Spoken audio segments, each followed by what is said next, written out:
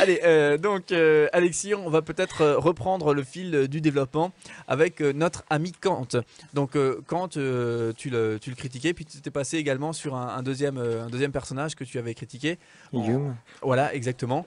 Et ben, on arrivait à un raisonnement là pour le coup. Non, non, globalement, en fait, j'étais juste en train de défendre le rationalisme Voilà. et le fait que tenir une position ou bien irrationaliste ou bien critique envers la raison conduisait à une autocontradiction de toute manière ou bien carrément à se mettre en danger du point de vue de sa survie. Puisque c'est, il faut le rappeler, c'est tout de même donc critique de la raison pure. C'est un des ouvrages de Kant. Hein. Oui, tout à fait. Donc qui part de ce postulat pour après contredire la raison et du coup aussi l'existence de Dieu, tout simplement. C'est-à-dire que d'après Kant, la raison, si on la conduit jusqu'au bout, au fond, elle porte en elle-même des contradictions. Du coup, on peut se demander quelle est la validité d'une raison qui, poussée à ses derniers retranchements, se contradirait. Est-ce qu'elle vaut encore quelque chose pour les plus petites choses? Et d'autre part, c'est ayant critiqué la raison, eh bien, il en vient à dire que les preuves de l'existence de Dieu n'ont donc aucune validité. C'est-à-dire qu'on part d'une critique de la raison pour dire les preuves de l'existence de Dieu, donc n'ont aucune validité. Je D'accord. trouve que le raisonnement n'est pas très correct. Mais bon.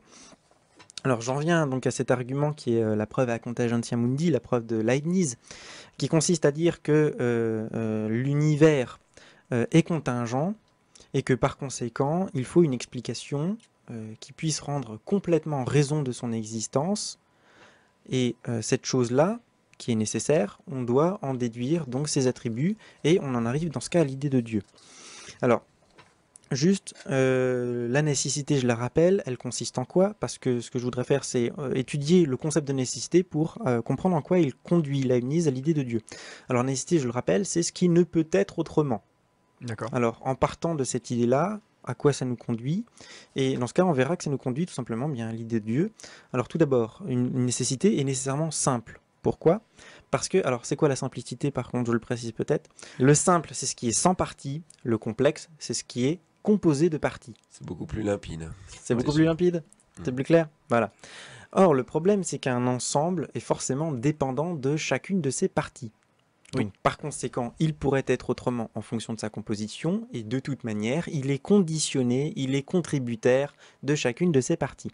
Donc, par conséquent, quelque chose qui est absolument simple doit nécessairement, quelque chose qui est absolument nécessaire doit absolument être absolument simple. Donc par conséquent, ne pas être composé d'autres éléments. exactement. Donc ouais. par conséquent, l'idée qu'on donne parfois que toutes les particules de l'univers, les unes avec les autres, pourraient s'entraider pour former une forme de nécessité malgré leur contingence, eh bien ça ne marche pas cet argument de Russell. Et ensuite, la nécessité implique également le fait que la chose nécessaire devait être simple par définition, elle doit également être hors du temps et hors de l'espace. Pourquoi? Eh bien tout simplement parce qu'une chose qui est dans le temps ou une chose qui est dans l'espace est conditionnée forcément par ses dimensions. C'est-à-dire qu'une chose qui est dans le temps a une certaine durée, donc une certaine limitation, ou du moins une certaine extension. Il en va de même dans l'espace, et donc par conséquent, une chose qui est dans le temps ou dans l'espace est conditionnée par ces dimensions définies, elle a des propriétés relatives à ces dimensions. Donc elle ne s'explique pas totalement par elle-même, mais en faisant référence à une autre entité. Donc par conséquent, une chose qui est absolument nécessaire doit être nécessairement hors du temps et hors de l'espace. Enfin, un autre élément très important pour comprendre le concept de nécessité absolue, eh bien, cette chose doit être singulière, c'est-à-dire unique. Pourquoi?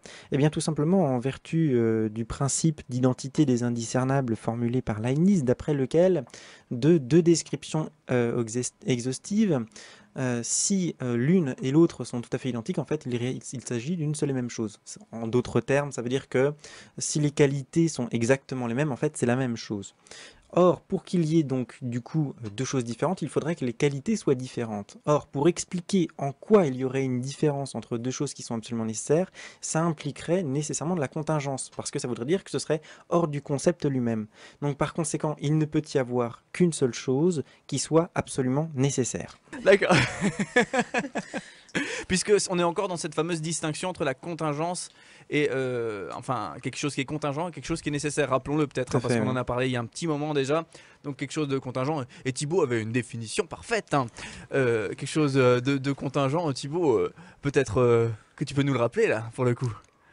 Oh, alors mince. Non, mais Alexis justement m'avait corrigé en me disant que ce qui était contingent pouvait être différent, si j'ai bien compris. Exactement. Hein. Voilà. Et ce qui était nécessaire ne pouvait pas être différent. Voilà. Et du coup, le problème relatif à la singularité, c'est qu'il faudrait expliquer d'où vient cette différence entre deux choses, et donc par conséquent on ferait appel à de la contingence, parce que la chose ne s'expliquerait pas pleinement elle-même. C'est plus clair là maintenant? Ah, totalement. C'est le résultat du principe d'identité des indiscernables de Leibniz. Alors, par conséquent, qu'en est-il de notre cher univers, puisqu'on se pose toujours la question, existe-t-il par lui-même? Eh bien, notre univers ne correspond absolument pas à la description qu'on vient de faire, enfin, du moins l'univers au sens commun, ne correspond absolument pas à la description qu'on vient de faire d'une chose qui est absolument nécessaire. Tout d'abord, il n'est pas simple, c'est une collection de choses physiques. Ensuite, on ne peut pas dire que chacune des particules élémentaires, pourquoi pas, sont nécessaires, c'est-à-dire hors du temps, hors de l'espace et uniques. C'est un peu contradictoire. Alors on pourrait peut-être encore, pourquoi pas, essayer de concevoir une adaptation de la vision de l'univers à ce concept de nécessité.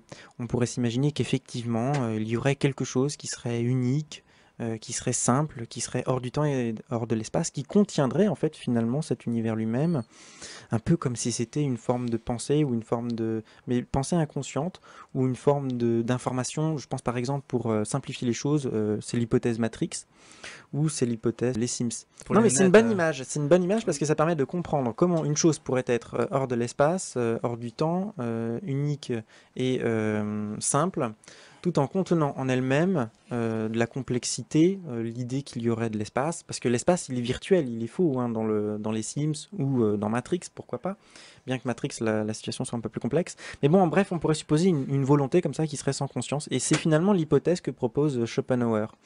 Lui, il reste athée, parce que j'essaye d'expliquer comment on pourrait essayer de reconcevoir l'univers toujours dans une perspective athée. Et donc là, on a Schopenhauer, c'est ce qu'il fait. Pour Schopenhauer, l'univers, c'est quoi? C'est juste une volonté, mais qui est totalement aveugle, qui n'a aucune conscience de soi, qui n'a aucune intelligence. Encore une fois, Schopenhauer refuse les principes de la raison. Il leur a fait notamment une critique contre Leibniz, notamment sur son principe de raison suffisante. Alors moi, je vais expliquer maintenant pourquoi cette vision-là n'explique pas tout, parce qu'à mon avis, il manque quelque chose. Mais on va peut-être le faire, ça, après la petite pause, et puis on se retrouve tout de suite après.